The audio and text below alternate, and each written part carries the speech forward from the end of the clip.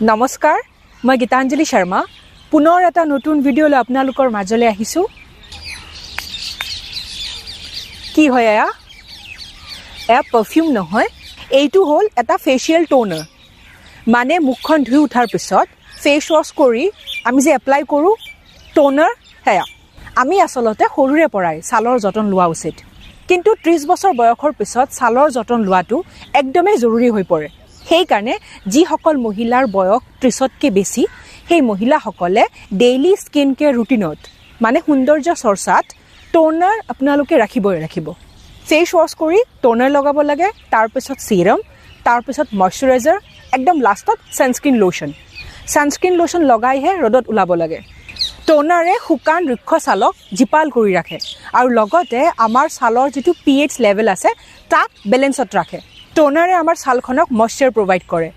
আজিৰ ভিডিঅ'টোত কেইবিধমান প্ৰাকৃতিক আৰু ঘৰুৱা বস্তুৰ বিষয়ে আলোচনা কৰিম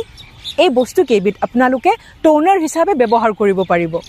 যদি আপোনাৰ বজাৰত পোৱা টোনাৰ ব্যৱহাৰ কৰিব মন নাই নাইবা তেনেকুৱা টোনাৰ এটাৰ ওপৰত আপোনাৰ টকা খৰচ কৰিব মন নাই তেতিয়াহ'লে এই প্ৰাকৃতিক বস্তু কেইবিধ আপোনালোকে ব্যৱহাৰ কৰিব পাৰিব তুলসী টোনাৰ আহক জানি লওঁ তুলসী টোনাৰ কেনেকৈ বনাব আমাৰ সকলোৰে ঘৰতে তুলসী আছে নহয় জানো তুলসীৰ পাত কেইটামান লৈ ল'ব আৰু তাক ধুনীয়াকৈ ধুই ল'ব হা তাৰপিছত আপুনি এটা বাচন ল'ব লাগিব যিকোনো বাচন এটা পেন ল'ব পাৰে তাত আপুনি একাপ পানী ল'ব সেই পানীত তুলসী পাতকেইটা মিহলাই বইল হ'বলৈ দিব প্ৰায় 2 পৰা 3 মিনিটমান বইল হোৱাৰ পিছত আপুনি দেখিব পানীৰ যি ৰং সেয়া সলনি হৈছে সলনি হোৱা মানে বুজিব যে তুলসীৰ ৰস মানে তুলসী পাতৰ ৰস ধুনীয়াকৈ ওলাইছে সেই পানীখিনি আপুনি ঠাণ্ডা হ'বলৈ দিব তাৰপিছত সেই ঠাণ্ডা হোৱা ৰসখিনি চেকনিৰে চেকি ল'ব লাগিব ঠাণ্ডা হোৱাৰ পিছত চেকিলে ভাল এতিয়া আপোনালোকে চেকি লোৱা সেই ৰসখিনি এটা স্প্ৰে বটলত ভৰাই ল'ব আৰু আপোনালোকৰ তুলসী টোনাৰ ৰেডি গোলাপ আৰু এল'ভেৰা টোনাৰ আহক জানি লওঁ এই টোনাৰবিধ কেনেকৈ প্ৰস্তুত কৰিব গোলাপ আৰু এল'ভেৰা টোনাৰ বনাবলৈ আপোনালোকে এল'ভেৰা পাত লৈ ল'ব এনেকৈ তাৰ পৰা জেলখিনি উলিয়াই ল'ব যদি আপোনালোকে বিচাৰে তেতিয়াহ'লে বজাৰত পোৱা এল'ভেৰা জেল ইউজ কৰিব পাৰে কিন্তু ঘৰৰ হ'লে ভাল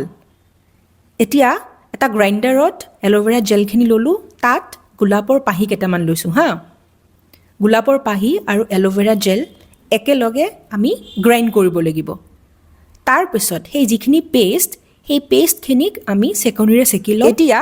এই চেকি থোৱা ৰসখিনি এটা স্প্ৰে বটলত ভৰাই ল'ম আৰু চাওক ইমান সহজতে গোলাপ আৰু এল'ভেৰা টোনাৰ ৰেডি এয়া আপোনালোকে ৰাতি শোৱাৰ আগত লগাব মুখখন ধুই উঠিব তাৰপিছত টোনাৰ এপ্লাই কৰিব গ্ৰীণ টি টোনাৰ বহুতে হয়তো ভাবিছে গ্ৰীণ টি এবিধ খোৱা বস্তু সেয়া কেনেকৈ আমি ছালত লগাম গ্ৰীণ টি ইমানেই উপযুক্ত আমাৰ ছালৰ কাৰণে আপোনালোকে ইয়াক টোনাৰ হিচাপে ব্যৱহাৰ কৰিব পাৰিব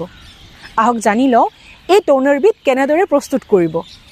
গ্ৰীণ টি টোনাৰ বনাবলৈ যিকোনো এটা ব্ৰেণ্ডৰ গ্ৰীণ টি লৈ ল'ব পাৰে যদি খোলাকৈ আছে গ্ৰীণ টি ঘৰতে সেয়াও ব্যৱহাৰ কৰিব পাৰে লগতে লাগিব এটা স্প্ৰে বটল